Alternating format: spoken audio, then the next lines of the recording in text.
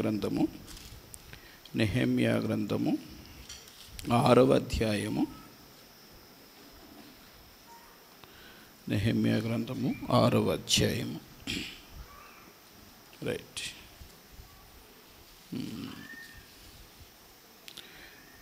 15వ వచనం చదువుదాం. 15వ వచనం.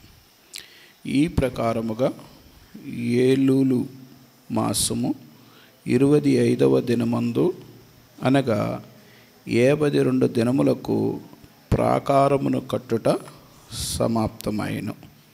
అయితే మా శత్రువులు ఈ సంగతి వినినప్పుడు మా చుట్టూ నుండి అన్ని జనులందరూ జరిగిన పని చూచినప్పుడు వారు బహుగా అధైర్యపడరు. ఏలయనగా ఈ పని మా దేవుని వలన జరిగినదని వారు తెలుసుకొనిరి. ఆ దినములలో యూదుల ప్రధానులు టోబియా యొద్దకు మాటి మాటికి పత్రికలు పంపుచూ వచ్చిరి. అతడును వారికి పత్రికలు పంపుచుండెను. చాలండి. అలాగే అపోస్తల కార్యములు 2వ అధ్యాయము. అపోస్తల కార్యములు 2వ అధ్యాయం. ఈ మాట అందరూ నాతో కలిసి చదవండి. 2వ అధ్యాయము 41వ వచనం నుంచి చదువుదాం. కాబట్టి అతని వాక్యము అంగీకరించిన వారు బాప్తిస్మము పొందిరి. ఆ దినమందు ఇంచుమించు 3,000 మంది చేర్చబడరు. వీరు అపోస్తల బోధ యందును సహవాసమందును రొట్టె విరుచుట యందును ప్రార్థన చేయుట యందును ఎడతెగక ఉండిరి. అప్పుడు ప్రతివానికి భయము కలిగెను.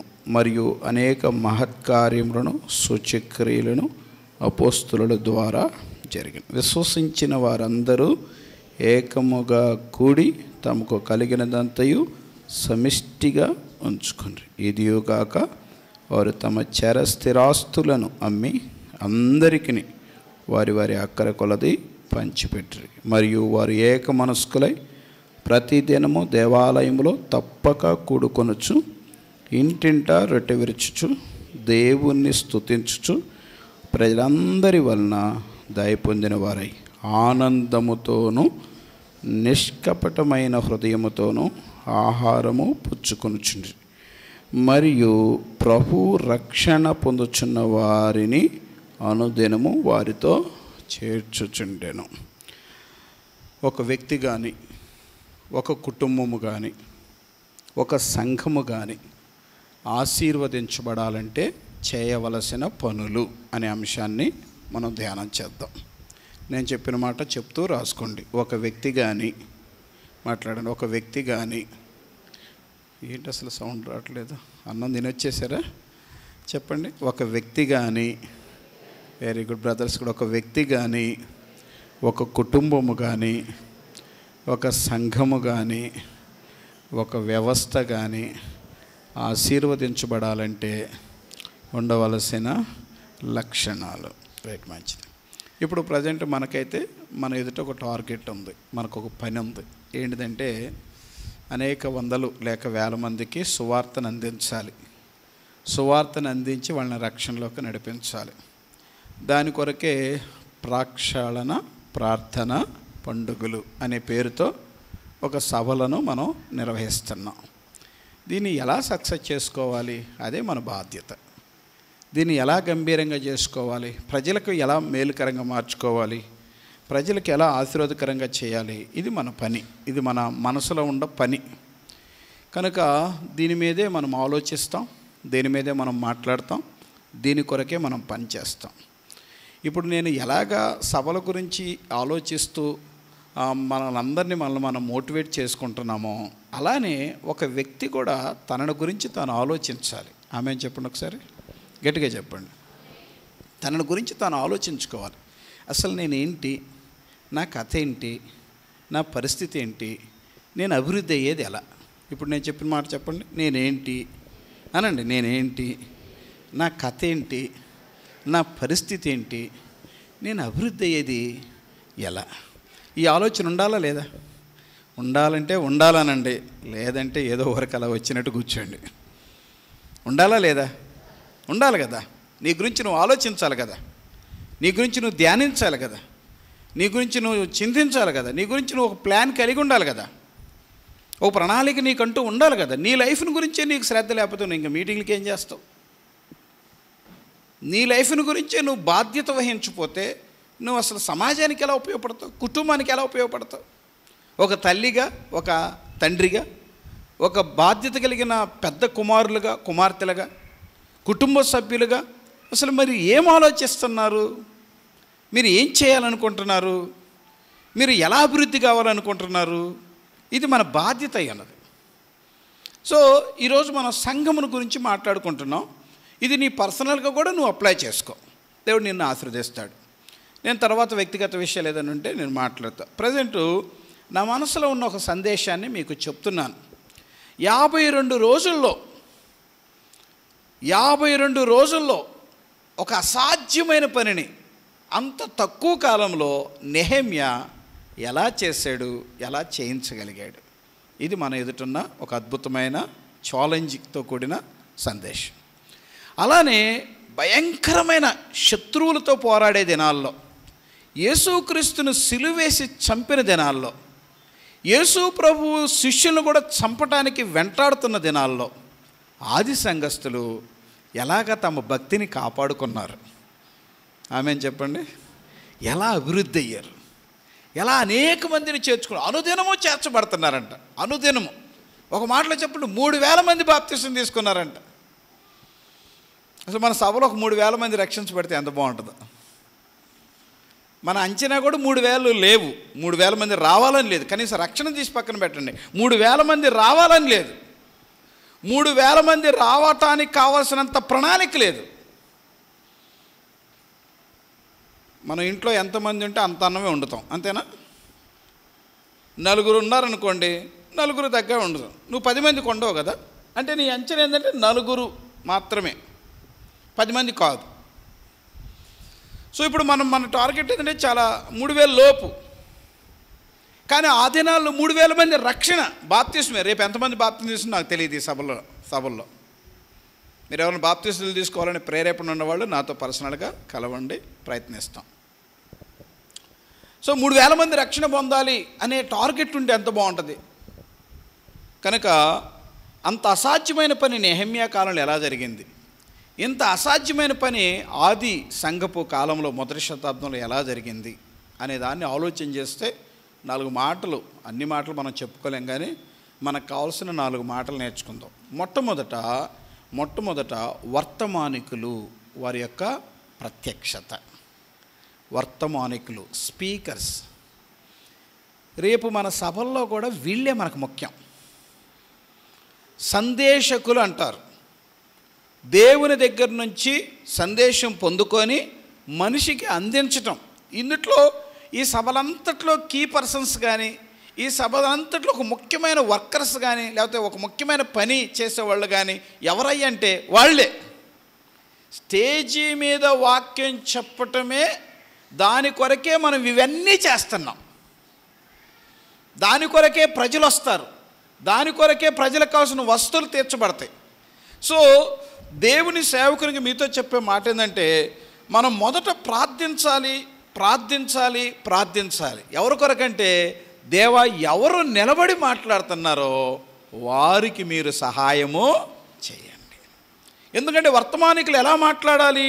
రండి, పేతురు రాసిన 2వ పత్రిక 1వ అధ్యాయము 16-18 వచనాలు చదువు. 16 నుంచి 18. పేతురు రాసిన 2వ పత్రిక 1వ అధ్యాయము.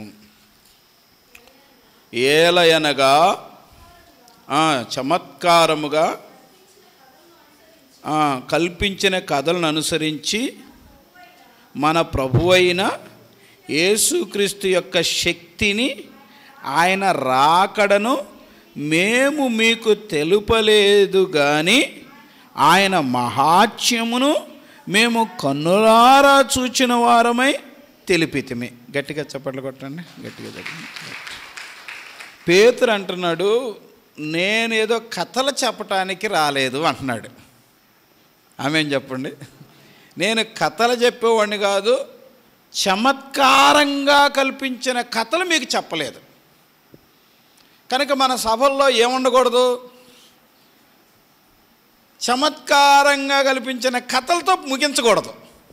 ఏదైనా అర్థం కావటం కొరకు ఒక ఉపమానం చెప్పడం తప్పులేదు. బైబిల్లో ఉపమానం లేకుండా ఆయన ఏమీ బోధించలేదు. ఉపమానము వేరు, కల్పిత కథ వేరు. విత్తువాని ఉపమానం అది కథ కాదు, అది కల్పించిన కథ కాదు, ఒక సందేశం అందులో ఉంది. తప్పిపోయిన కుమారుడు అది ఉపమానం. తప్పిపోయిన గొర్రె అది ఒక ఉపమానం, అది చమత్కారంగా కల్పించిన కథ కాదు.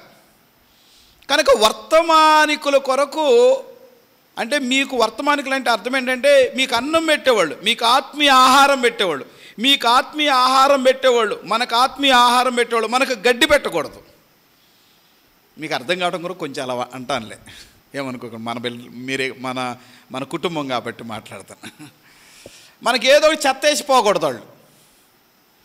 వాళ్ళు మనకి పేతురు ఏమంటున్నాడు, మేము చమత్కారంగా కల్పించిన కథలను మేము చెప్పలేదు, మీకు తెలియపరచలేదు.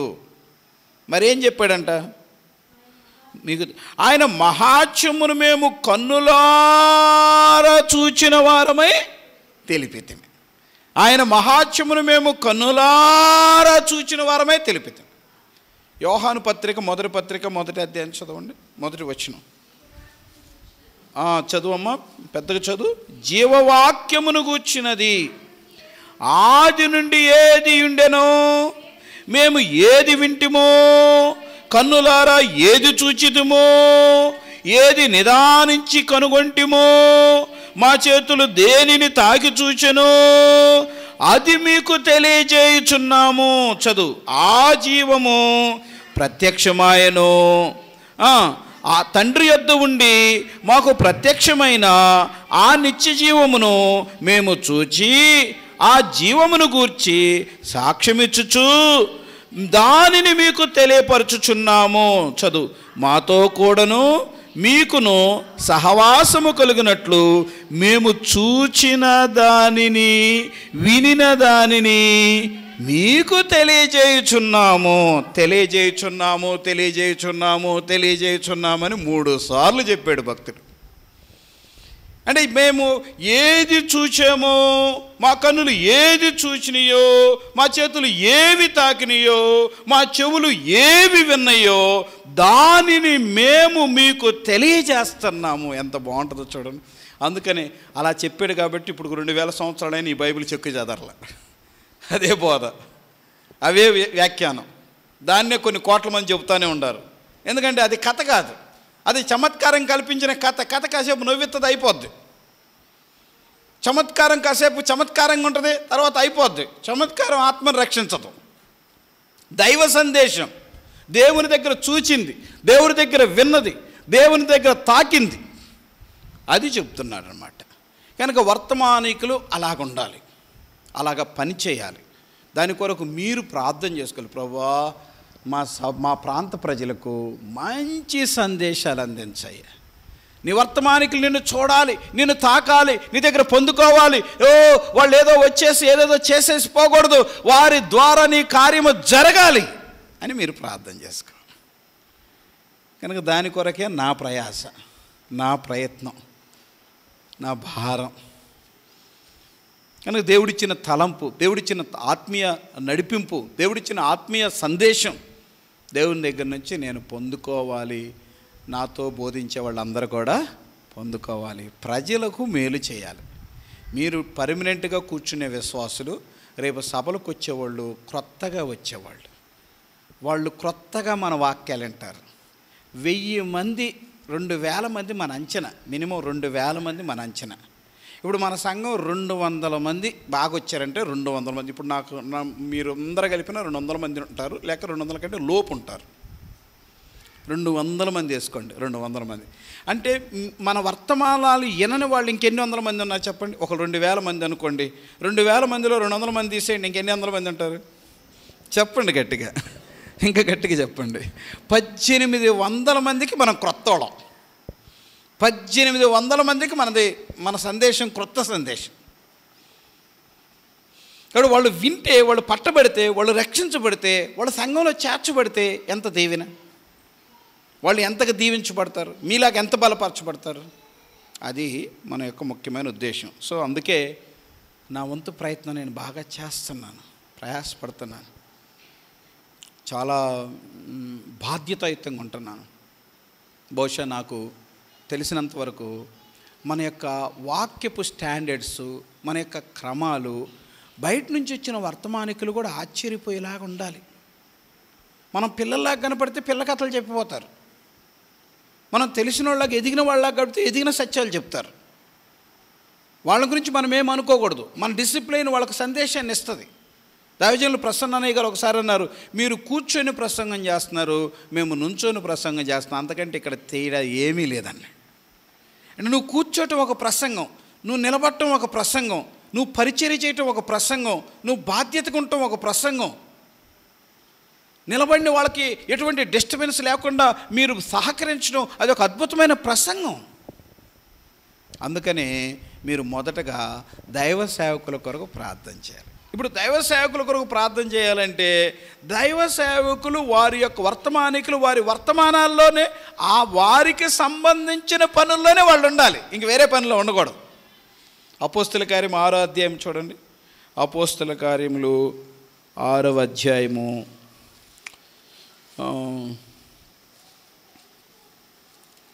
6వ అధ్యాయము ఒక మాట చదివిస్తాను. మొదటి నుంచి చదవండి. సరే. ఆ దినములలో శిష్యుల సంఖ్య విస్తరించినప్పుడు అనుదిన పరిచర్యలో తమలోని విధవరాండ్రను చిన్నచూపు చూచిరని హెబ్రీయుల మీద గ్రీకు భాష మాట్లాడు యూదులు సనగసాగిరి. అప్పుడు 12 అపోస్తులు తమ యొద్దకు శిష్యుల సమూహమును పిలిచి, దేవుని వాక్యము బోధించటం మాని ఆహారము పంచిపెట్టుట యుక్తము కాదు. కాబట్టి సహోదరులారా, ఆత్మతోనూ జ్ఞానముతోనూ నిండుకొని మంచి పేరు పొందిన 7 మనుషులను మీలో ఏర్పరచుకునడి. మేము